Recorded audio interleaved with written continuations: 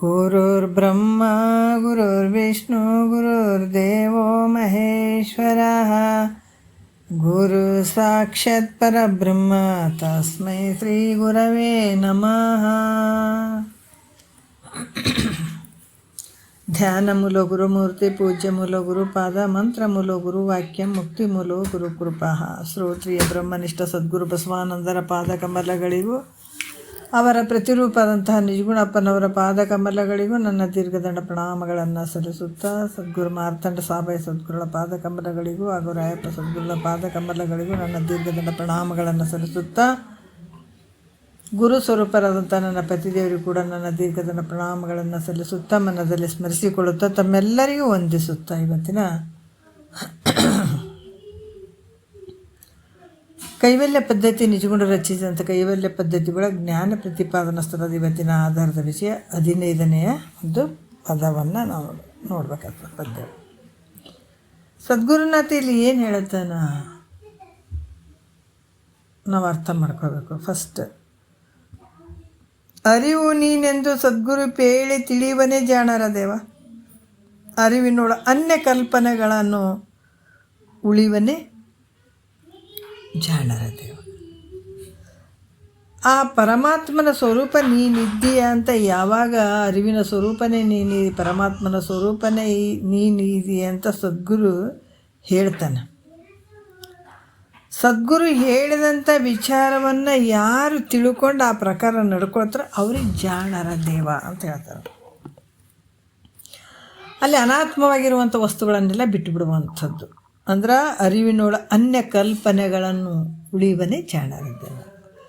ಇವೆಲ್ಲ ಕಲ್ಪಿತವಾದಂಥವು. ಜಗತ್ತು, ಈ ಕಾಣುವಂಥ ಜಗತ್ತು ಹೆಂಗೈತೆ ಅಂದರೆ ಕಲ್ಪಿತವಾಗಿರುವಂಥದ್ದು. ವಿಚಾರ ಮಾಡೋಕ್ಕೆ ಹೋದರೆ ಇದು ಸುಳ್ಳೈತೆ, ಅದಕ್ಕೆ ಇಂಥದ್ದೆಲ್ಲ ಬಿಡುವಂಥದ್ದು ಅನ್ನುವಂಥದ್ದನ್ನು 15ನೇ ಪದದಲ್ಲಿ ಹೇಳಿದರೆ, ನಾವೀಗ 4ನೆಯ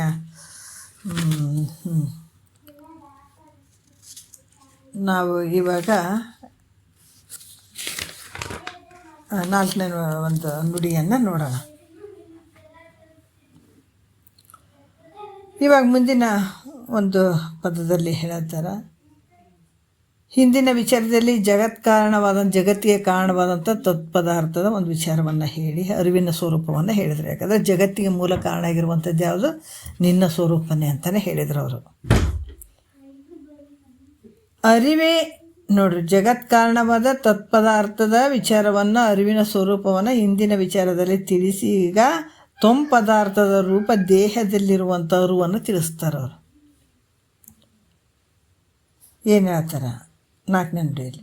ಅರಿವೇ ತ್ರಿಪುಟಿ ಗಾದಿ ಎಂದು ಲಕ್ಷಿಸುವನೇ ಜಾಣರ ದೇವ.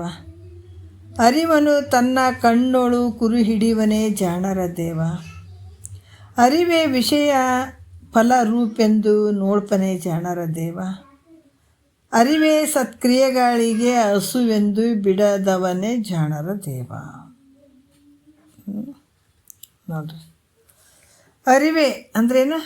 ಚಿದ್ರೂಪವೇ ಅಂತ ತಗೊಳ್ಬೇಕು. ತ್ರಿಪುಟಿ ಅಂದರೆ 3 ರೀತಿಯಿಂದ ಕೂಡಿದಂಥದ್ದು. ಈ ಒಂದು ಅರಿವು ತ್ರಿಪುಟಿಗಳಿಗೆ ಸಾಕ್ಷಿಯಾಗಿರುವಂಥದ್ದು ಐತೆ. ತ್ರಿಪುಟಿ ಅಂತ ಎದಕ್ಕಂತಾರಂದ್ರೆ 3 ಕೂಡ್ದದಕ್ಕಾಗಿ. ಅರೂಪನಾದ ತಾನೇ ತ್ರಿಪುಟಿ ಅಂತ ಅರಿತಾನೆ. ಈ 3 ನೀನೇ ಅರಿತಿದೆ. ಹೆಂಗೆ? ಆದಿದೈವನಾದಂಥ ಸೂರ್ಯನು, ಅಧಿದೈವನಾದಂಥ ಯಾರು? ಸೂರ್ಯ ಅದನ್ನು. ಅಧಿದೈವ ಯಾರು? ಸೂರ್ಯ. ಆಧ್ಯಾತ್ಮವಾದಂಥದ್ದು ಯಾವುದು? ನೇತ್ರ. ಅಧಿಭೂತ ಅಂದ್ರೆ ರೂಪ, ವಿಷಯ. ಯಾಕೆ ನಮ್ಗೆ ಇಂದ್ರಿಯಗಳು ಎಲ್ಲ ಅದಾವಂತಂದ್ರೆ ಹಿಂದೆ ಒಬ್ಬೊಬ್ಬರು ದೇವತೆಗಳು ಅದಾರ, ಅವರಿಂದನೇ ಇಷ್ಟೆಲ್ಲ ನಡೆದಂಥದ್ದು. ಅದಕ್ಕೆ ಅಧಿದೈವ ಯಾರಪ್ಪ ಇಲ್ಲ ಅಂದ್ರೆ ಸೂರ್ಯ ಅದಾನ. ಆಧ್ಯಾತ್ಮವಾದಂಥದ್ದು ಯಾವುದಂದ್ರೆ ನೇತ್ರ, ಕಣ್ಣಿಲಿಂದ ನೋಡುವಂಥದ್ದು, ಇದು ಆಧ್ಯಾತ್ಮ ಅನಿಸ್ಕೊಳ್ತದೆ. ಅಧಿಭೂತವಾದಂಥದ್ದು ಯಾವುದಂದ್ರೆ ರೂಪ, ವಿಷಯ ನೋಡುವಂಥದ್ದು.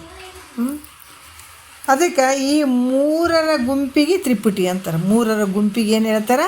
ತ್ರಿಪುಟಿ ಅಂತ ಹೇಳ್ತಾರೆ. ಇದರಂತೆ ಪಂಚಜ್ಞಾನೇಂದ್ರಿಯಗಳು, ಪಂಚಕರ್ಮೇಂದ್ರಿಯಗಳು ಈ ಮನಾದಿ ಅಂತಃಕರಣಗಳು. ಪಂಚಜ್ಞಾನೇಂದ್ರಿಯ, ಪಂಚಕರ್ಮೇಂದ್ರಿಯ ಮತ್ತು ಮನ ಬುದ್ಧಿ ಚಿತ್ತಾಂಕರ ಇವು ಅಂತಃಕರಣ ಚತುಷ್ಟಯ. ಒಟ್ಟು ಎಷ್ಟದು? 14 ಅದು ನೋಡ್ರಿ. ಹೆಂಗಂದ್ರೆ ಪಂಚಜ್ಞಾನೇಂದ್ರಿಯಗಳು 5, ಪಂಚಕರ್ಮೇಂದ್ರಿಯಗಳು 5, ಎಷ್ಟದು? 10 ಅದು. ಈ ಅಂತಃಕರಣಗಳು 4. ಇವೆಲ್ಲ ಸೇರಿ ಒಟ್ಟು ಎಷ್ಟಾಯಿತು? 14 ಇಂದ್ರಿಯಗಳು ಅದು. ಇವುಗಳ ಅಭಿಮಾನಿ ದೇವತೆಗಳು ಎಷ್ಟದಾವೆ? ಇವುಗಳಿಗೆ 14 ದೇವತೆಗಳದಾವೆ. ಇವುಗಳ ವಿಷಯಗಳು 14. ಹೀಗೆ ಇವೆಲ್ಲ ಸೇರಿ ಏನು ಹೇಳ್ತಾವ? ಚತುರ್ದಶ ತ್ರಿಪುಟಿಗಳಾಗ್ತವೆ ಇವೆಲ್ಲ ಸೇರಿ. ಇವೆಲ್ಲ 14 ತ್ರಿಪುಟಿಗಳನ್ನು ಇದಿರಿಟ್ಟು ಅರಿಯುವಂಥವನ್ಯಾರು? ಇಂದ್ರಿಯಗಳನ್ನಾಗಲಿ, ಜ್ಞಾನೇಂದ್ರಿಯಗಳನ್ನಾಗಲಿ, ಮತ್ತು ಮುಂದೆ ನಿನಗೆ ಯಾವ್ದು ಬರ್ತದೆ ಅದೆಲ್ಲವನ್ನು ನೀನು ಇವೆಲ್ಲಗಳಿಗೆ ಹೆಂಗಂತಂದ್ರೆ ಇದಿರಿಟ್ಟು ಅರಿಯುವಂಥದ್ದು ನಿನ್ನ ಸ್ವರೂಪ ಐತಪ್ಪ. ಈ ರೀತಿ ಯಾರು ವಿಚಾರ ಮಾಡ್ತಾರೆ? ಜಗತ್ತಿನ ಪ್ರತಿಯೊಂದು ವಸ್ತುವನ್ನು ತಗೊಂಡ್ರೂ ಕೂಡ ಅವೆಲ್ಲವುಗಳನ್ನು ಅರಿಯುವಂಥ ಒಂದು ಸ್ವರೂಪ ನಿಂದೈತೆ. ಅದಕ್ಕೆ ಈ ಒಂದು ವಿಚಾರವನ್ನು ಇವೆಲ್ಲವಕ್ಕೂ ಸಾಕ್ಷಿ ರೂಪವಾಗಿ ನಾನು ಅದೀನಿ. 14 ತ್ರಿಪುಟಿಗಳನ್ನು ಇದಿರಿಟ್ಟು ಅರಿಯುವಂಥವನು ನಾನು ಬೇರೆಯೇ ಇದ್ದೀನಿ ಅಂತ ಯಾರು ತಿಳ್ಕೊತಾರ ಇವರು ಜಾಣರಲ್ಲಿ ಜಾಣ. ನೋಡಿ, ಈ ರೀತಿಯಾಗಿ ಇಲ್ಲಿ ಕೂಡ ಹೇಳ್ತಾರೆ. ಮತ್ತು ಇಲ್ಲಿ ಕೂಡ ಹೇಳ್ತಾರೆ, ಸೂರ್ಯನು ಜಗತ್ತಿನ ವ್ಯವಹಾರಕ್ಕೆಲ್ಲ ಸಾಕ್ಷಿಯಾಗಿ ಹೆಂಗಾಗಿದ್ದಾನ ಅದ್ರಂಗ ನೀನು ತ್ರಿಪುಟಿ ವ್ಯವಹಾರಗಳಿಗೆ ಸಾಕ್ಷಿಯಾಗಿದ್ದಿ. ಈಗ ತನ್ನನ್ನು ತಾನು ಲಕ್ಷಿಸುವವನೇ ಜಾಣರು. ಯಾಕಂತಂದ್ರೆ ಇವು ತ್ರಿಪುಟಿಗಳಿಗೆ ಆಧಾರವಾಗಿರುವಂಥದ್ದು ಸ್ವರೂಪ ಅಂತ ಹೇಳಿ ಈ ರೀತಿ ವಿಚಾರ ಮಾಡುವಂಥದ್ದು, ತನ್ನನ್ನು ತಾನೇ ವಿಚಾರ ಮಾಡುವಂಥದ್ದು. ಆತ ಹೆಂಗೆ? ಜಾಣರ ದೇವ ಅಂತ ಹೇಳ್ಯಾರ. ಜಾಣರಲ್ಲಿ ಜಾಣನಾದಂಥವನು. ಅರಿವನು ತನ್ನ ಕಣ್ಣೊಳು ಕುರು ಹಿಡಿಯುವನೇ ಜಾಣರ ದೇವ. ಅರಿವು ತನ್ನ ಕಣ್ಣಲ್ಲಿ ಯಾವಾಗಲೂ ಅಪರೋಕ್ಷ ಆಗಿರ್ತದಂತ ನೋಡುವವನು ಜಾಣರ ದೇವ. ಯಾಕಂದ್ರೆ ಕಣ್ಣು ಹೆಂಗೈತಂದ್ರೆ ಅಪರೋಕ್ಷವಾಗಿರುವಂಥದ್ದು ಕಣ್ಣು. ಮತ್ತು ಈ ರೀತಿ ಯಾರು ತಿಳ್ಕೊತಾರ ಅವರು ಜಾಣರ ದೇವ ಅಂತ ಕೂಡ ಹೇಳ್ತಾರೆ. ಅಂದರೆ ಈಗ ಕರೆಂಟು ಈಗ ಹೆಂಗೆ ಬರ್ತದೆ? ತಂತಿ ಮೂಲಕ ಬರ್ತದೆ, ಹೌದಿಲ್ಲ? ಕರೆಂಟು ತಂತಿ ಮೂಲಕ ಬಂದಂಥ ಕರೆಂಟು ನೋಡ್ರಿ, ಅದು ತಂತಿ ದ್ವಾರ ಈ ಬಲ್ಫಿಗೂ ಮತ್ತು ಹೊರಗೂ ಕೂಡ ಪ್ರಕಾಶ ಮಾಡ್ತದೆ. ಬಲ್ಫಿನಿಂದ ಆ ಬಲ್ಪಿನಲ್ಲಿ ಏನು ಬರ್ತದೆ? ಶಕ್ತಿ ಬರ್ತದೆ. ಅದರಿಂದ ಅಲ್ಲಿ ಏನಾಗ್ತದೆ? ಬಲ್ಪಕ್ಕೆ ಮತ್ತು ಹೊರಗಿನ ಪ್ರಕಾಶತೆ ಮಾಡ್ತದೆ. ಒಳಗಿದ್ದ ಅರಿವೇ ನೇತ್ರಾದಿ ಇಂದ್ರಿಯಗಳಿಗೆ. ಈ ಒಳಗಿದ್ದಂಥ ಅರಿವೇ ಈ ಕಣ್ಣು, ಕಿವಿ, ಮೂಗು ಹೇಳ್ತೀವಲ್ಲ, ಅದರಿಂದ ಇವೆಲ್ಲ ಇಂದ್ರಿಯಗಳಿಗೆ ಮತ್ತು ನಾಡಿಗಳ ದ್ವಾರ ಬಂದು ಹೊರಗಿನ ರೂಪಾದಿ ವಿಷಯಗಳನ್ನು ಪ್ರಕಾಶ ಮಾಡ್ತದೆ. ಅರ್ಥ ಆಯ್ತಲ್ಲ? ಯಾವ ರೀತಿ ಒಳಗೆ ಕರೆಂಟ್ ಇರ್ತದೆ, ಕರೆಂಟು ಯಾವ ಎಲ್ಲ ಬಲ್ಫ್ಗಳಿಗೆ ಹೆಂಗೆ ಬರ್ತದೋ ಅದೇ ರೀತಿ ಕೂಡ ಇಲ್ಲಿ ಇಂದ್ರಿಯಗಳಿಗೆ ನೋಡ್ರಿ, ಒಳಗಿದ್ದ ಅರಿವೇ ಅರಿವೈತಲ್ಲ, ಅರಿವೇ ನೇತ್ರಾದಿ ಇಂದ್ರಿಯಗಳಿಗೆ. ನೇತ್ರಾದಿ ಅಂದರೆ ಶ್ರೋತೃ, ತೊಕ್ಕು, ಜಿಹ್ವ, ಗ್ರಹಣ, ನೇತ್ರ ಅನ್ನುವಂಥದ್ದು. ಇವು ನಾಡಿ ದ್ವಾರಗಳ ಮೂಲಕ ಹೊರಗಿನ ರೂಪಾದಿ ವಿಷಯಗಳನ್ನು ಪ್ರವೇಶ ಮಾಡ್ತಾವೆ ನೋಡ್ರಿ. ಅದಕ್ಕೆ ಕರೆಂಟಿನ ಸದೃಶ್ಯ ಭಾಳ ಚಂದ ಕೊಟ್ಟಿದ್ದಾರೆ. ಹೆಂಗೆ ಯಾವ ರೀತಿ ಕರೆಂಟ್ ಎಲ್ಲೋ ಇರ್ತದೆ ಅಲ್ಲಿಂದ ವೈರ್ಗಳ ಮೂಲಕ ಆ ಕರೆಂಟು ಬರ್ತದೆ, ಎಲ್ಲರ ಮನೆಗೆ ಬರ್ತದೆ ನೋಡ್ರಿ. ಅದೇ ರೀತಿ ಕೂಡ ಇಲ್ಲಿ ಕೂಡ ಈ ಯಾವ ರೀತಿ ಈ ಕರೆಂಟ್ ಯಾವ ರೀತಿ ಇರ್ತದೆ ಅದೇ ರೀತಿ ಕೂಡ ಇಲ್ಲಿ ಕೂಡ ಹೇಳ್ತಾರೆ ಅವರು. ಯಾವ ರೀತಿ ಅಂತಂದ್ರೆ ಒಳಗಿದ್ದ ಅರಿವೆ ನೇತ್ರಾದಿ ಇಂದ್ರಿಯಗಳಿಗೆ, ಶ್ರೋತೃ, ತ್ವಕ್ಕು, ಜಿಹ್ವ, ಘ್ರಾಣ, ನೇತ್ರ ಐತಲ್ಲ ಇಂದ್ರಿಯಗಳಿಗೆ, ಮತ್ತು ನಾಡಿಗಳ ದ್ವಾರ, ಈ ನರಗಳದವಲ್ಲ ನರಗಳ ದ್ವಾರ ಬಂದು ಹೊರಗಿನ ರೂಪಾದಿ ವಿಷಯಗಳನ್ನು ಪ್ರಕಾಶ ಮಾಡ್ತದ. ನರಗಳದಾಗ ಬರ್ತಂಥದ್ದು ಕರೆಂಟ್ ಹೆಂಗೆ ಟಕ್ಕಂತ ಬಂದು ಎಲ್ಲ ಈ ಕರೆಂಟ್ ಬರ್ತಾವ, ದೀಪಗಳು ಎಲ್ಲ ನಡೀತಾವೆ ನೋಡ್ರಿ ಮನ್ಯಾಗ. ಎಲ್ಲಿಂದ ಬಂತಂದ್ರೆ ಕರೆಂಟಿನ ಒಂದು ಸಹಾಯದಿಂದ ಅವೆಲ್ಲ ಕರೆಂಟಿನಲ್ಲಿ ಬಂದು ಅಲ್ಲೆಲ್ಲೆಲ್ಲಿ ನಾವು ಬೆಂಕಿ ಯಾವುದಂತಂದ್ರೆ ಈ ಬಲ್ಫಿನಲ್ಲಿರುವಂಥ ಬೆಳಕು ಅದೆಲ್ಲ ನಾವು ನೋಡೋಕ್ಕೆ ಸಾಧ್ಯ ಆಗ್ತದೆ. ಜಗತ್ತಿನಲ್ಲಿ ಹಾಗೆ ಆಗ್ತದೆ. ಅದ್ರಂಗೆ ಇಲ್ಲಿ ಕೂಡ ಏನು ಹೇಳ್ತಾರೆ, ಈ ಇಂದ್ರಿಯಗಳ ಮೂಲಕ ನರ ಅರಿವೇ ನೇತ್ರಾದಿಯ ಮೂಲಕ ಹೊರಗೆ ಬಂದು ಇಂದ್ರಿಯಗಳಿಗೆ, ನಾಡಿಗಳಿಗೆ ಅಲ್ಲಿ ಬಂದು ಏನಾಗ್ತದಂದ್ರೆ ಒಂದು ಹೊರಗಿನ ರೂಪಾದಿ ವಿಷಯವನ್ನು ಪ್ರಕಾಶ ಮಾಡ್ತದೆ. ಅದಕ್ಕೆ ಈ ರೀತಿಯಾಗಿ ಹೇಳ್ತಾರೆ, ಯಾವ ಚಿಜ್ಯೋತಿಯು ನೇತ್ರಾದಿ ಇಂದ್ರಿಯಗಳಿಂದ ಹೊರಗಿನ ವಿಷಯಗಳನ್ನು ಪ್ರಕಾಶ ಮಾಡುತ್ತದೆ, ಯಾವ ಅರಿವಿನಿಂದಲೇ ಕಣ್ಣು ಹೇಳುತ್ತದೆ, ಕಿವಿ ಕೇಳುತ್ತದೆ, ಯಾವುದರಿಂದ ಅರಿವಿನಿಂದನೇ, ಮನೆಗೆ ಶ್ರುತಿ ಹೇಳುತ್ತದೆ, ಅದರಿಂದ ಅರಿವು ಕಣ್ಣಲ್ಲಿ ಹೇಗೆ ಅಪರೋಕ್ಷವಾಗಿರ್ತದೆ ಅನ್ನುವಂಥದ್ದು ಭಾವ ಐತಲ್ಲ. ಅದಕ್ಕೆ ರಾಜಯೋಗದಲ್ಲಿ ಕೂಡ ಕಣ್ಣಲ್ಲಿಯೇ ಜ್ಯೋತಿ ರೂಪ ಇದ್ದಂಥ ಪರಮಾತ್ಮನಿದ್ದಾನೆಂದು ಯೋಗಶಾಸ್ತ್ರದಲ್ಲಿ ಕೂಡ ಹೇಳೋದು. ಯೋಗಶಾಸ್ತ್ರದಲ್ಲಿ ಹೇಳ್ಯದ, ತಿರ್ಗ ಮತ್ತೆ ಜ್ಯೋತಿ ರೂಪದಿಂದ ಪರೋಕ್ಷನಿದ್ದಾನಂತ ಕೂಡ ಇಲ್ಲಿ ವಿಚಾರಗಳನ್ನು ಹೇಳ್ತಾರೆ ಅವರು ರಾಜಯೋಗದಲ್ಲಿ. ಅದಕ್ಕೆ ತನ್ನ ಕಣ್ಣಲ್ಲಿ ತಾನೇ ಅರಿವನ್ನು ಗುರ್ತೈಸುವವನು ಜಾಣರ ದೇವ. ನಿನ್ನ ಕಣ್ಣಲ್ಲೇ ಐತಿ ಎಲ್ಲ ನೋಡ್ರಿ, ಭಾಳ ಅದ್ಭುತವಾಗಿ ಹೇಳತ್ತಾರ. ಯಾವ ರೀತಿಯಪ್ಪ, ತನ್ನ ಕಣ್ಣಲ್ಲೇ ತಾನೇ ಅರಿವನ್ನು ಗುರುತಿಸ್ಕೊಳ್ಳುವಂಥದ್ದು. ಮತ್ತು ಬೇರೆಯವ್ರು ಬಂದು ಗುರುತಿಸಿ ಹೇಳಿಸ್ತಾರೆ ಏನಂದ್ರೆ ಇಲ್ಲ, ನಿನ್ನೊಳಗೆ ನೀನು ಇದನ್ನು ಅರ್ಥಕೊಂಡು ಆ ಸ್ವರೂಪದಲ್ಲಿ ಇರಬೇಕಾದಂಥದ್ದು ಮುಖ್ಯ ಕರ್ತವ್ಯ ಐತಪ್ಪ. ಅದಕ್ಕೆ ಅರಿವನ್ನು ಗುರುತಿಸುವವನು ಜಾಣರಲ್ಲಿ ಜಾಣ ಅಂತ ನೋಡಿ. ಇದು ಜಾಣರಲ್ಲಿ ಜಾಣ ಅಂತ. ಅರಿವೇ ವಿಷಯ ಫಲರೂಪೆಂದು ನೋಡ್ಪನೆ ಜಾಣರ ದೇವ. ಮತ್ತು ಅರಿವು ಅನೇಕ ಆಕಾರ ಆಗಿ ತೋರ್ತದೆ ನೋಡ್ರಿ. ಇದೇ ಅರಿವು, ನಮ್ಮಲ್ಲಿರುವಂಥ ಅರಿವು ಹೆಂಗಾಗ್ತಂದ್ರೆ ನಾನಾ ಆಕಾರವಾಗಿಯೂ ತೋರ್ತಾ ಇರ್ತದೆ. ಹೆಂಗಂದ್ರೆ ಸ್ವಪ್ನದಲ್ಲಿ ದೃಷ್ಟಾರೂಪ ಅರಿವೇ ಅನೇಕ ದೃಶ್ಯವಾಗಿ ಪದಾರ್ಥಗಳ ರೂಪಾಗಿ ತೋರ್ತದೆ. ಹೌದಿಲ್ಲ? ಸ್ವಪ್ನದಲ್ಲಿ ದ್ರಷ್ಟಾರೂಪ, ದ್ರಷ್ಟಾರೂಪ ಅಂದ್ರೆ ನೋಡುವಂಥವನು, ನೋಡುವಂಥವನು. ಅದಕ್ಕೆ ಈ ತಾಯಿ ಏನು ಮಾಡ್ತಾನೆ ಅಂದ್ರೆ ಸ್ವಪ್ನದಲ್ಲಿ ದ್ರಷ್ಟಾರೂಪ ಅರಿವೇ ಅನೇಕ ದೃಶ್ಯ ರೂಪ ಪದಾರ್ಥಗಳ ರೂಪಾಗಿ ತೋರ್ತದೆ. ಅರಿವೇ ಅನೇಕ ರೂಪ ಎಲ್ಲಿ ಕನಸಿನೊಳಗೆ ಅಲ್ಲ. ಅದಕ್ಕೆ ಅರಿವೊಂದೇ ಈ ಅರಿಸಿಕೊಳ್ಳುವ ಅನೇಕ ವಿಷಯಗಳ ರೂಪಾಗಿ ತೋರ್ತದೆ. ಅರ್ಥ ಆಯ್ತಲ್ಲ? ಭಾಳ ವಿಶೇಷ ಐತೆ ನೋಡ್ರಿ. ಯಾವ ರೀತಿಯಾಗಿ ನಿನ್ನ ಅರಿವು ವಿಷಯಗಳ ಆಕಾರವಾಗಿ ಹೆಂಗೆ ತೋರ್ತದೋ, ಕನಸಿನ ದೃಷ್ಟಾಂತ ಕೂಡ ಕೊಟ್ಟರವರು. ಸ್ವಪ್ನದಲ್ಲಿ ದ್ರಷ್ಟಾರೂಪ ಅರಿವೇ ಅನೇಕ ದೃಶ್ಯವಾದಂಥ ಪದಾರ್ಥಗಳ ರೂಪಾಗಿ ತೋರ್ತದೆ. ಯಾವುದರಿಂದ ನಿನ್ನ ಅರಿವಿನ ರೂಪದಿಂದನೇ ಅಷ್ಟೆಲ್ಲ ನಾನಾ ಭಿನ್ನವಾಗಿ ತೋರ್ತದೆ. ಅದ್ರಂಗ ಇಲ್ಲಿ ಕೂಡ ಹೇಳ್ತಾರ, ಸ್ವಪ್ನದಲ್ಲಿ ದ್ರಷ್ಟಾರೂಪ ಅರಿವೇ ತಿಳಿಯುವಂಥದ್ದೇನಿರ್ತದಲ್ಲ, ಅರಿವೇ ಅನೇಕ ದೃಶ್ಯರೂಪ ಪದಾರ್ಥಗಳ ರೂಪಾಗಿ ತೋರ್ತದೆ ನೋಡ್ರಿ. ಇಷ್ಟು ಅದ್ಭುತವಾಗಿ ಹೇಳ್ತಾರಲ್ಲ. ಯಾವುದರಿಂದ ಸ್ವಪ್ನ ತೋರಿತು? ನಿನ್ನ ಅರಿವಿನಿಂದ ತೋರಿದ ಸ್ವಪ್ನ. ಅರಿವೊಂದೇ ಅರಿಸಿಕೊಳ್ಳುವ ಅನೇಕ ವಿಷಯಗಳ ರೂಪಾಗಿ ತೋರ್ತದೆ. ಅರಿವೊಂದೇ, ಆ ಅರಿವೇ ಜಗದ್ ರೂಪಾಗಿನೂ ತೋರ್ತದ, ಅರಿವು ಕನಸಿನ ರೂಪಾಗಿನೂ ತೋರ್ತದೆ. ಎಲ್ಲಕ್ಕೂ ಕಾರಣ ಆಗಿರುವಂಥ ಇದೇ ಅರಿವು. ಅನೇಕ ವಿಷಯಗಳ ರೂಪಾಗಿ. ಮತ್ತು ಅರಿವೆಲ್ಲ ಐತೆ, ಬೇರೆ ಕಡೆ ಐತೆನ? ಏನು ಹೇಳ್ತಾ ಇದ್ದಾರೆ? ಎಲ್ಲ ರೂಪನೂ ನೀನು. ಅದಕ್ಕೆ ಇಲ್ಲಿ ಅನೇಕ ವಿಚಾರಗಳನ್ನು ಹೇಳ್ತಾರೆ ಅವರು.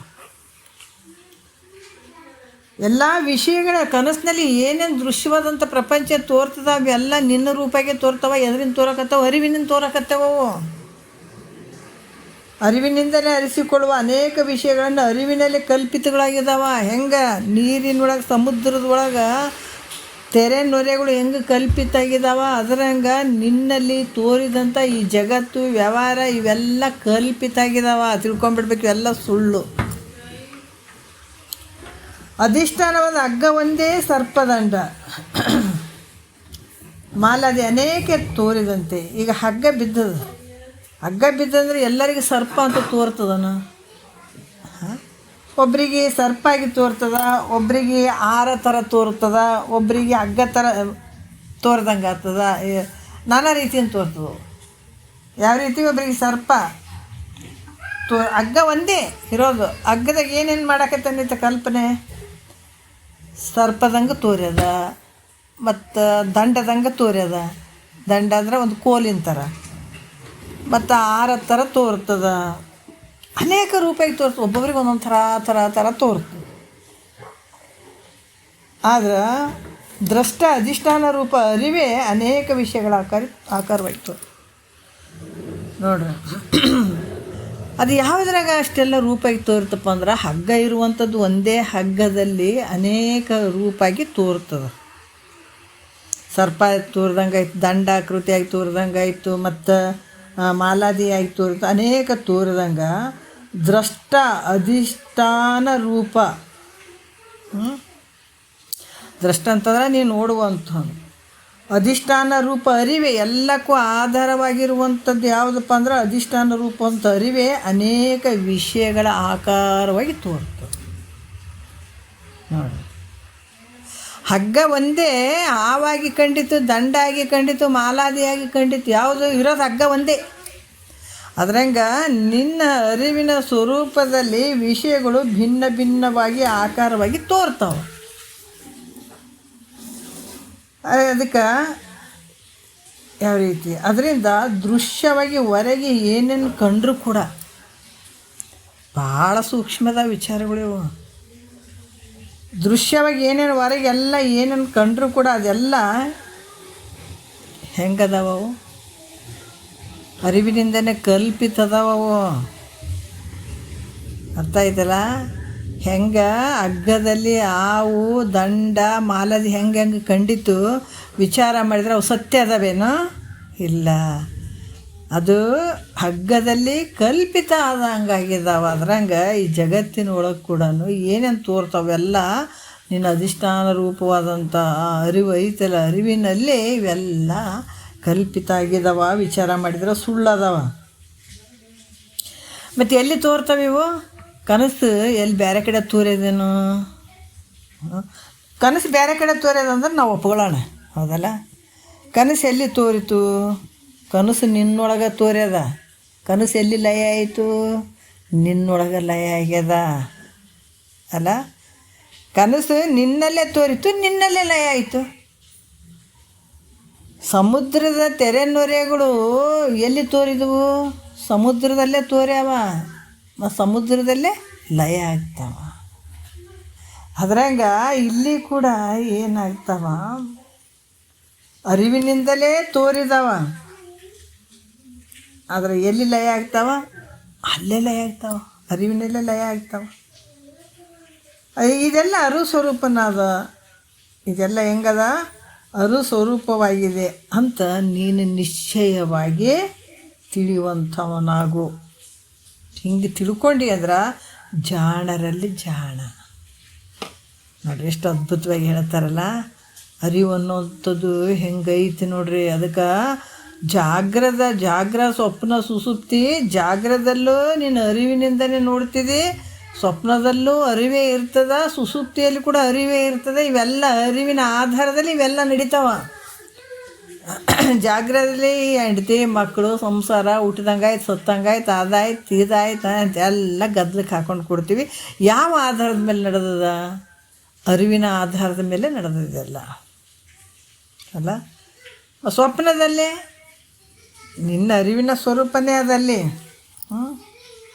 ನೋಡುವಂಥವನು ದ್ರಷ್ಟ, ಅದು ತಿಳಿಸಿಕೊಡುವಂಥದ್ದು ದೃಶ್ಯ.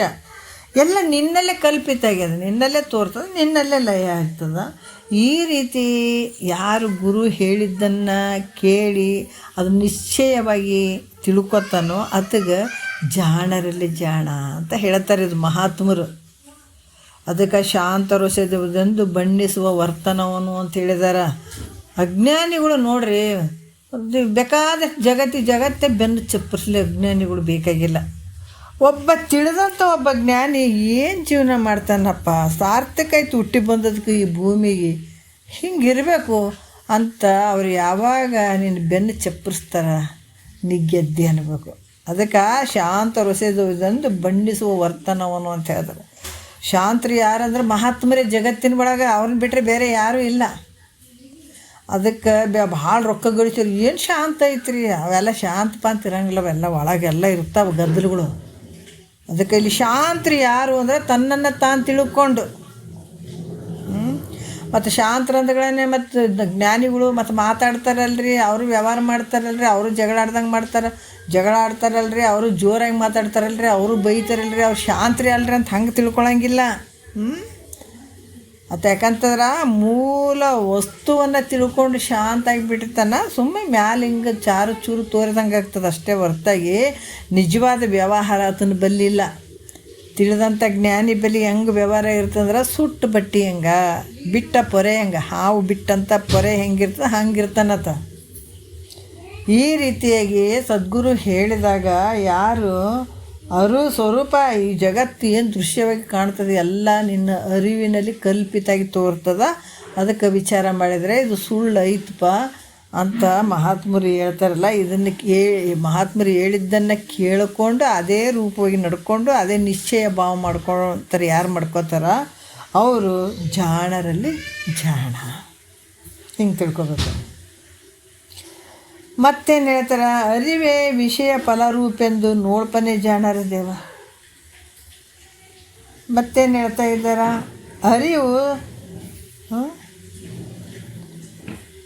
ಅರಿವು ಫಲವು ಇದನ್ನು ಹೇಳಿದ್ರು ಅವರು. ಎಲ್ಲ ವಿಷಯಗಳ ಒಂದು ರೂಪನೇ ಅರಿವಿರ್ತದಂತ ಹೇಳಿ, ಈಗ ಅರಿವೇ ಸತ್ಕ್ರಿಯೆಗಳಿಗೆ ಹಸುವೆಂದು ಬಿಡದವನೇ ಜಾಣರ ದೇವ.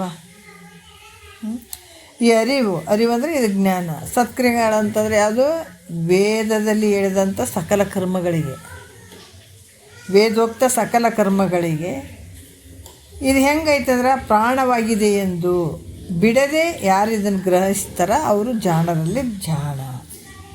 ಅಂದ್ರೆ ಈ ಅರಿವು ಸತ್ಕ್ರಿಯೆಗಳಿಗೆ ಪ್ರಾಮಾಣಿಕವಾಗಿ ಅದು ನೋಡ್ರಿ, ಸತ್ಕ್ರಿಯೆಗಳಿಗೆ ಈ ಅರಿವು ಅನ್ನುವಂಥದ್ದು. ಅಂದರೆ ದೇಹ ಇಂದ್ರಿಯಾದಿಗಳ ಚೇಷ್ಟಾರೂಪ ವ್ಯವಹಾರ ಪ್ರಾಣವಾಯುವಿನಿಂದ ನಡೀತದೆ. ಈಗ ದೇಹ ಮತ್ತು ಇಂದ್ರಿಯಗಳು ಏನದಾವ, ಜ್ಞಾನೇಂದ್ರಿಯಗಳು, ಕರ್ಮೇಂದ್ರಿಯಗಳು ಇವೆಲ್ಲ ಅದಾವಲ್ಲ, ಈ ಚೇಷ್ಟಾರೂಪ ವ್ಯವಹಾರ ಯಾವುದರಿಂದ ನಡೀತದೆ ನಮ್ಮ ಶರೀರದೊಳಗೆ ಅಂದ್ರೆ ಪ್ರಾಣವಾಯುವಿನಿಂದ ನಡೀತದೆ.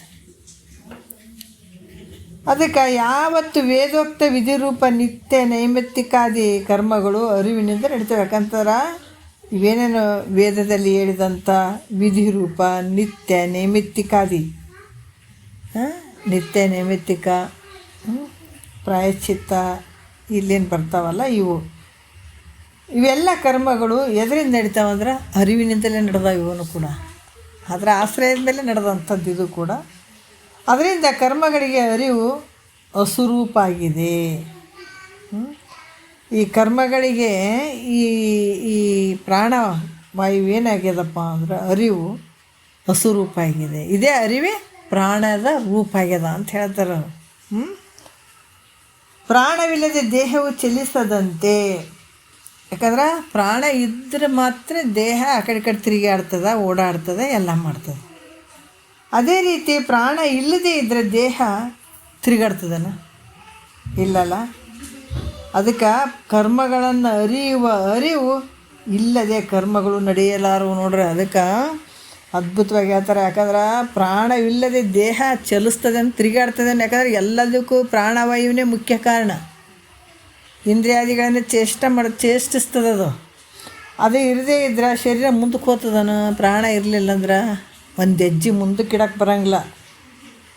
ಅದ್ರಂಗೆ ಕರ್ಮವನ್ನು ಅರಿಯುವ ಅರಿವು ಈ ಕರ್ಮಗಳನ್ನು ಅರಿಯುವಂಥದ್ದು ಯಾವುದು? ಅರಿವು ಇಲ್ಲದೇ ಇದ್ರೆ ಕರ್ಮಗಳು ನಡೀತಾವೇನೋ ಅಂದರೆ ಖಂಡಿತ ಇಲ್ಲ. ಯಾಕಂದ್ರೆ ಅದು ಅರಿವೇ ಇರಲಿಲ್ಲ ಅಂದ್ರೆ ಕರ್ಮಗಳು ಎಲ್ಲಿ ನಡೀತಾವ? ಅದಕ್ಕೆ ಈ ಕರ್ಮಗಳು ಇಲ್ಲದೇ ಇದ್ರೆ, ಅರಿವು ಇಲ್ಲದೇ ಇದ್ದರೆ, ಈಗ ಮಣ್ಣೇ ಇಲ್ಲ ಅಂತಂದರೆ ಗಡಿಗೆಗಳಾಗ್ತಾವನ, ಬಂಗಾರೇ ಇಲ್ಲಾಂದ್ರೆ ಆಭರಣಗಳು ಆಗ್ತಾವೇನೋ, ನೀರೇ ಇರಲಿಲ್ಲ ತೆರೆನೊರೆಗಳು ತೋರ್ತವೇನೋ? ಇಲ್ಲಲ್ಲ. ಅದ್ರಾಗ ಅರಿವು ಇಲ್ಲದೇ ಇದ್ರೆ ಈ ಕರ್ಮಗಳು ಇವೆಲ್ಲ ನಡೀತಾವೇನಂದ್ರೆ ನಡೆಯಂಗಿಲ್ಲ. ಯಾಕಂದರೆ ಕರ್ಮವನ್ನು ಅರಿಯದಲ್ಲೇ ಕರ್ಮವನ್ನು ಮಾಡಲಿಕ್ಕೆ ಬರೋದಿಲ್ಲ. ಯಾಕಂದರೆ ಕರ್ಮವನ್ನು ಕೂಡ ಮಾಡಬೇಕಾಗ್ತದೆ, ತಿಳಿದೇ ಮಾಡೋಕ್ಕಾಗಂಗಿಲ್ಲ. ಅದಕ್ಕೆ ಅರಿತೇ ತಿಳ್ಕೊಂಡೇ ಮಾಡ್ಬೇಕಂತ. ಅದರಿಂದ ಕರ್ಮೋಪಾಸನ ಕ್ರಿಯೆಗಳಿಗೆ ಅರಿವೇ ಮೂಲ ಕಾರಣ ಇರುವಂಥದ್ದು. ಕರ್ಮೋಪಾಸನೆ ಕಾರಣಗಳಿಗೆ, ಕರ್ಮೋಪಾಸನ ಕ್ರಿಯೆಗಳಿಗೆ ಈ ಅರಿವೇ ಮೂಲ ಕಾರಣ ಆಗಿರ್ತದಂತ ಹೇಳುವಂಥ ಭಾವ. ಹಿಂಗೆ ಯಾರು ನಿಶ್ಚಯವಾಗಿ ತಿಳಿತಾರೋ ಅವರು ಜಾಣರಲ್ಲಿ ಜಾಣ ಅಂತ ಹೇಳ್ತಾರೆ. ಅವರು ನೋಡಿ ಜಾಣರಲ್ಲಿ ಜಾಣ. ಮತ್ತು ಇಲ್ಲಿ ಕೂಡ ಹೇಳ್ತಾರೆ ಯಾವ ರೀತಿ, ನಾವು ಇದನ್ನೆಂದು ನೋಡೋಣ. ಅರಿವೇ ವಿದ್ಯಾ ದೈವ ಗುರುವೆಂದು ಭಜಿಪನೆ ಜಾಣರ ದೇವ, ಅರಿವನೇ ಪರಮೋಕ್ಷದಿರವೆಂದು ಕೂರ್ಪನೆ ಜಾಣರ ದೇವ, ಅರಿವೇ ತಾನೆಂದು ಸಂದೇಹವಿಲ್ಲದಾತನೇ ಜಾಣರ ದೇವ, ಅರಿವುದು ನಿಜ ಶಂಭುಲಿಂಗವೆಂದಿರ್ಪನೆ ಜಾಣರ ದೇವ. ಭಾಳ ಅದ್ಭುತವಾದಂಥ ವಿಚಾರಗಳನ್ನು ಹೇಳ್ತಾ ಇದ್ದಾರೆ. ಯಾಕಂದ್ರೆ ಇಲ್ಲಿ ಏನು ಹೇಳ್ತಾ ಇದ್ದಾರೆ,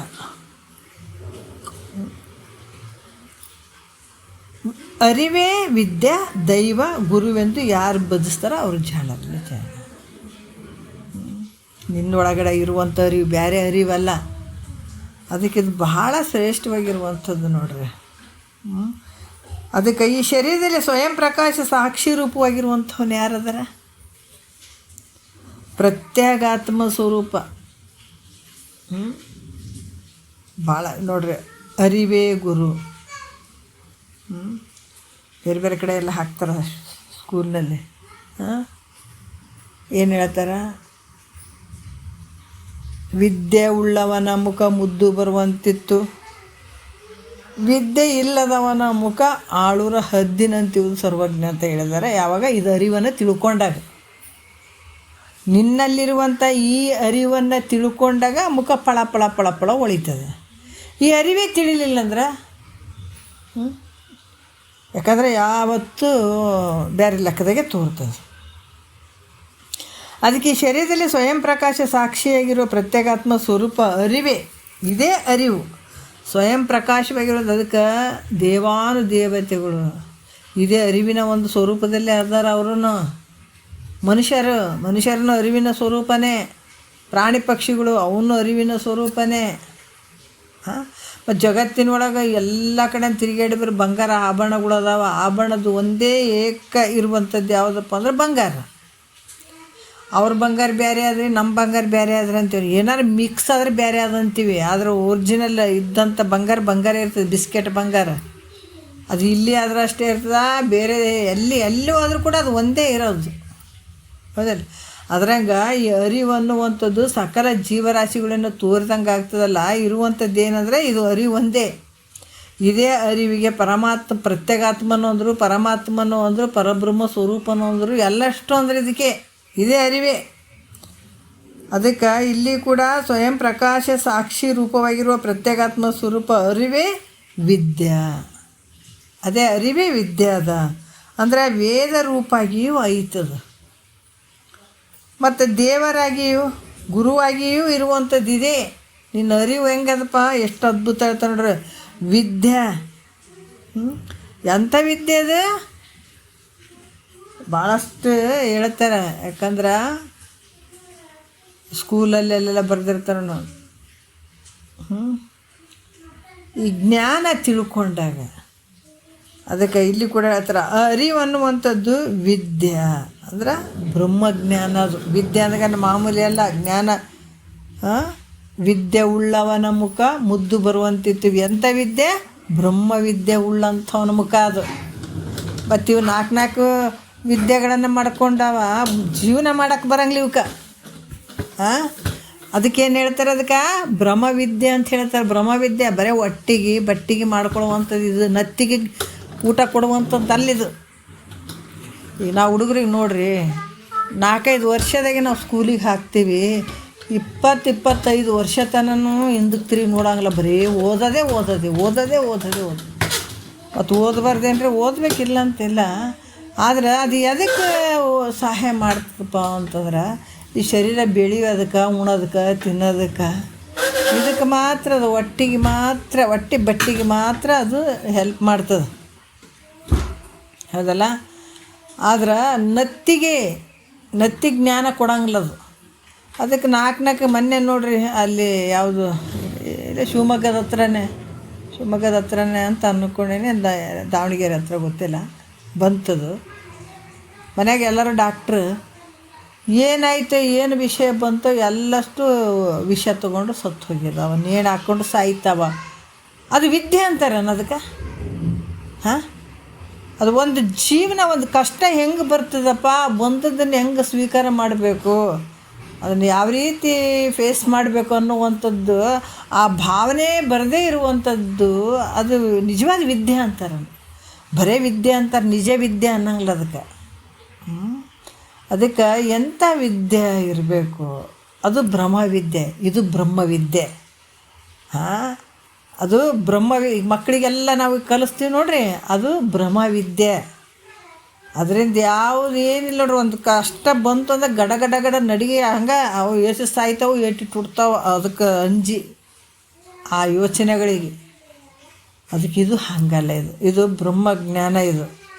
ಇದು ಎಲ್ಲವನ್ನು ಅಜ್ಞಾನ ಅನ್ನುವಂಥದ್ದು ಎಲ್ಲ ತೊಡೆದಾಕಿಬಿಡ್ತದೆ.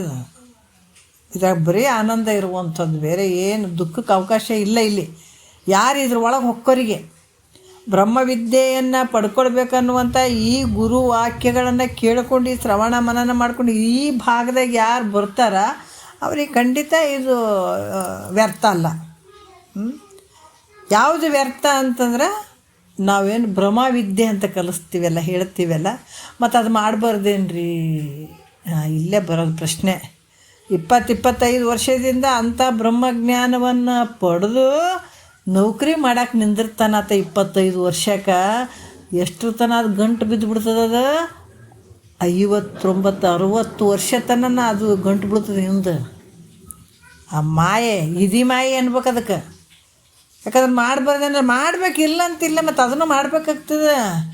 ಅದು 60 ತನ ನಿನ್ನ ಶರೀರವನ್ನು ಕುಂದಿಸಿ ಬಿಡ್ತದೆ, ಶಕ್ತಿ ಹೋಗ್ಬಿಡ್ತದೆ, ಎಲ್ಲ ಎಲುಬುಗಳು ಕರಗಿಸ್ತದ, ಮೈಯಾಗ ಏನು ಶಕ್ತಿಗಳನ್ನು ಕಳಿಸಿ ಬುದ್ಧಿನೂ ಮಂದ ಮಾಡಿ ಬಾಯನಲ್ಲನ್ನು ಬಿದ್ದು ಅದ ಕುಂದ್ರಾಕ ನಿಂದ್ರಾಕ ಮೊಳಕಾಲು ಬರೋವಲು, ಕೈ ಬರೋವಲು, ಕಾಲು ಬರೋ, ಅಲ್ಲಿ ತನಕ ಎಳಿಸ್ಬಿಡ್ತದೆ.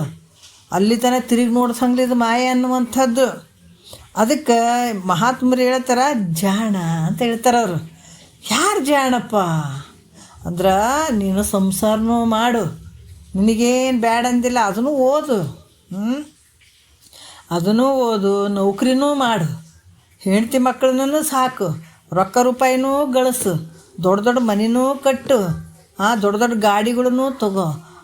ಆದರೆ ಇವೆಲ್ಲ ಮಾಡಬೇಕಾದಾಗ ನಿನಗಾಗಿ ಬ್ರಹ್ಮಜ್ಞಾನಕ್ಕಾಗಿ ಒಂದು ಸ್ವಲ್ಪ ಟೈಮ್ ಇಡು. ಮತ್ತು ನಿನಗೇನು ಪರಮಾತ್ಮ ಸಪ್ರೇಟು ಆಯ್ತು ರೀ, ಮತ್ತು ಸ್ವಲ್ಪ ವಯಸ್ಸಾಗಿಬಿಟ್ಟದ, ಇದಕ್ಕಂತ ಬ್ರಹ್ಮಜ್ಞಾನ ಮಾಡ್ಕೊಳಕ್ಕೆ ನಾವೊಂದು ಸ್ವಲ್ಪ, ಈಗ 12 ಗಂಟೆ, ಮುಂಜಾನೆ 12 ಗಂಟೆ, ರಾತ್ರಿ 24 ಗಂಟೆ ಆಗ್ತದಲ್ಲ, ಇನ್ನೂ ಒಂದು 8 ಗಂಟೆ ನಾ ಎಕ್ಸ್ಟ್ರಾ ಕೊಟ್ಬಿಡ್ತೀನಿ ಇದಕ್ಕೆ, ಮತ್ತು ಇದನ್ನು ತಿಳ್ಕೊಂಡು ಓದ್ಕೊಳ್ಳಿ ಅಂತ ಕೊಟ್ಟ ನಾನು ನಿಮಗೆ. ಸಾಧ್ಯನೇ ಇಲ್ಲ. ಇದ್ರಾಗ ಇದೇ ಟೈಮ್ನಾಗೆ ಬಾರಿಸ್ಬೇಕು, ಇದೇ ಟೈಮಿಗೆ ಪಡ್ಕೋಬೇಕು. ಎಲ್ಲ ಇದೇ 24 ಗಂಟೆ ನೀವು ಮಲಗಿದವನ ಮಲಗು, ಎದ್ದೇಳು. ಎಷ್ಟು ವಿಚಿತ್ರ ಐತಿ ನೋಡ್ರಿ. ಇದೇ 24 ಗಂಟೆ ಒಳಗೆ 12 ಗಂಟೆ ನಿದ್ದೆಗೆ ಹೋಗ್ಬಿಡ್ತದೆ ರಾತ್ರಿ.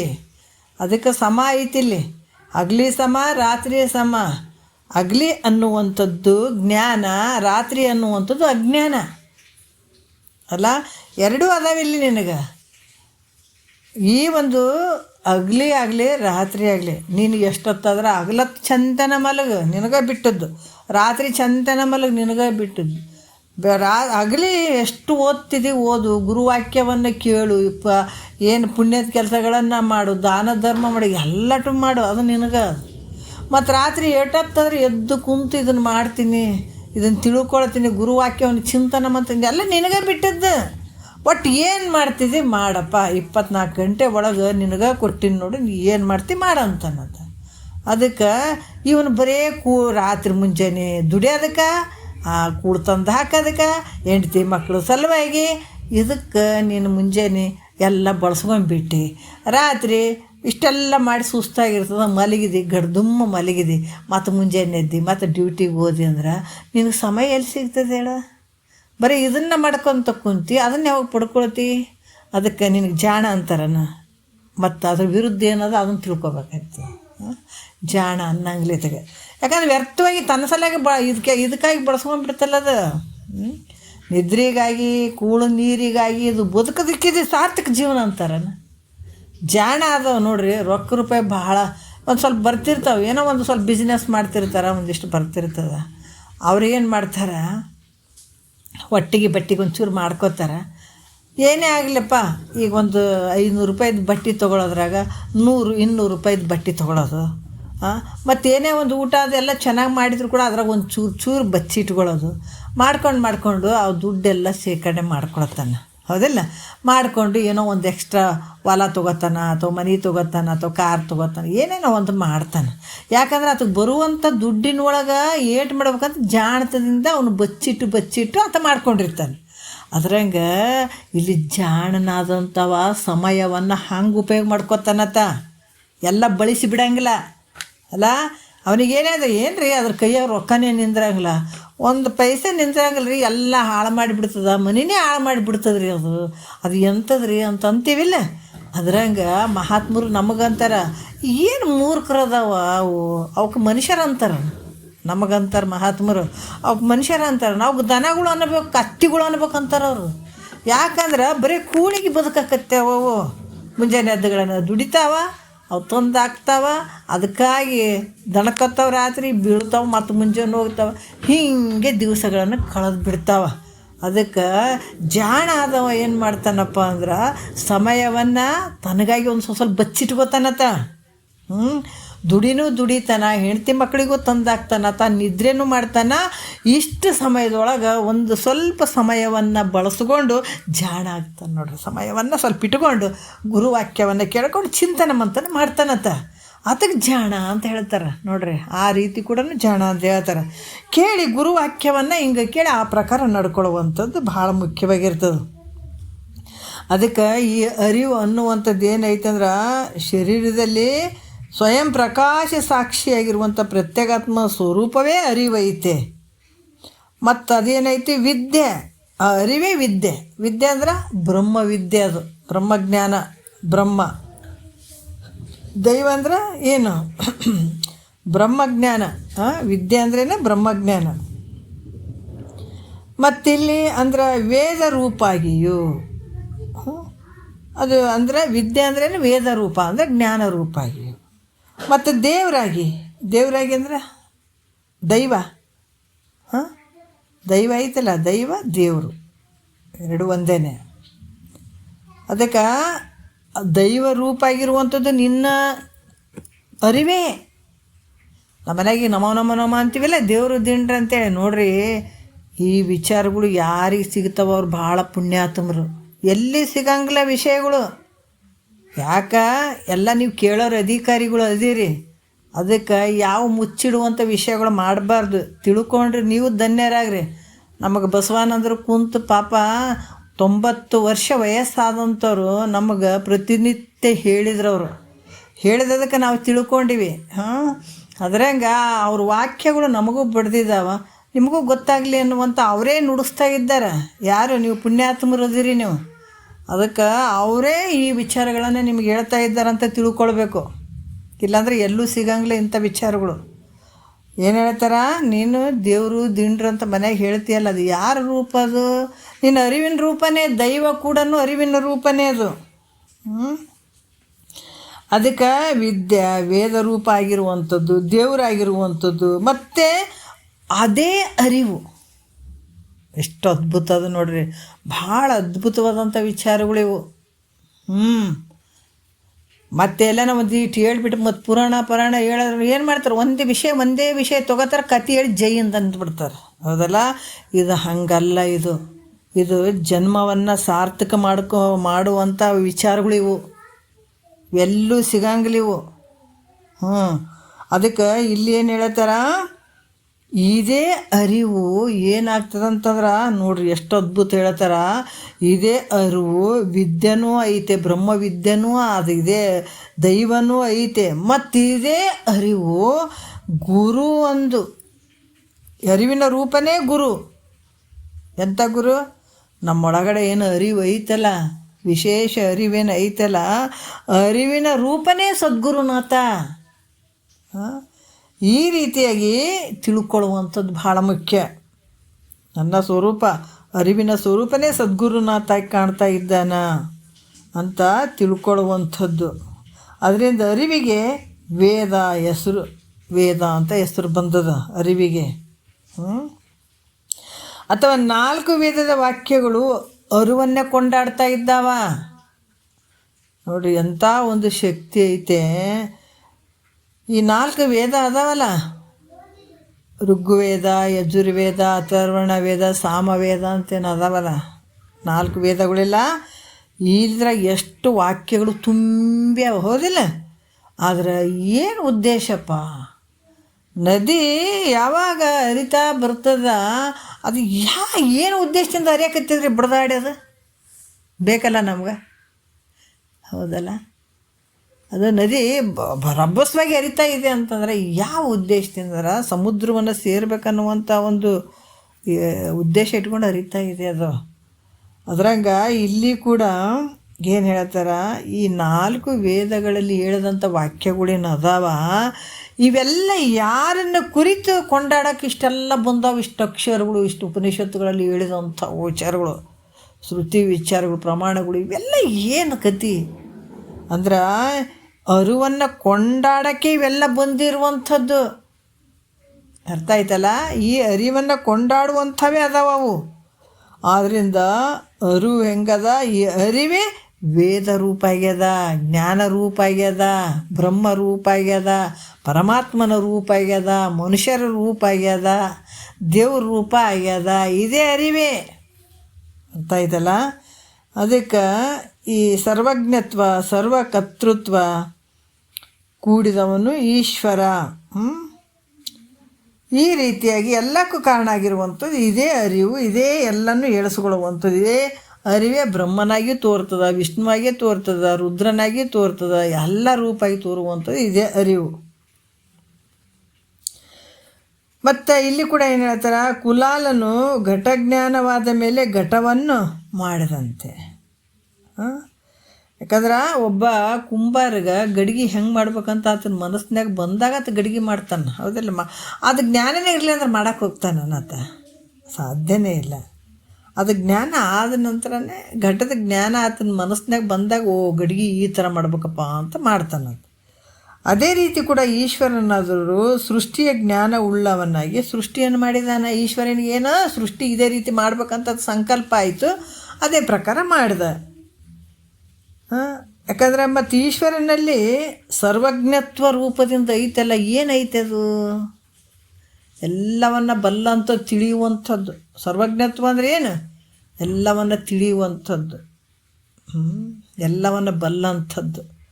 ಈ ರೀತಿಯಾಗಿ ಸರ್ವಜ್ಞತ್ವ ರೂಪದಿಂದ ಈ ಅರಿವೇ ಇರುವಂಥದ್ದು ಈಶ್ವರನ. ಇದೇ ಅರಿವೇ ಈಶ್ವರನಲ್ಲಿಯೂ ಸರ್ವಜ್ಞತ್ವ ರೂಪದಿಂದ ಇರುವಂಥದ್ದು ಯಾವುದು?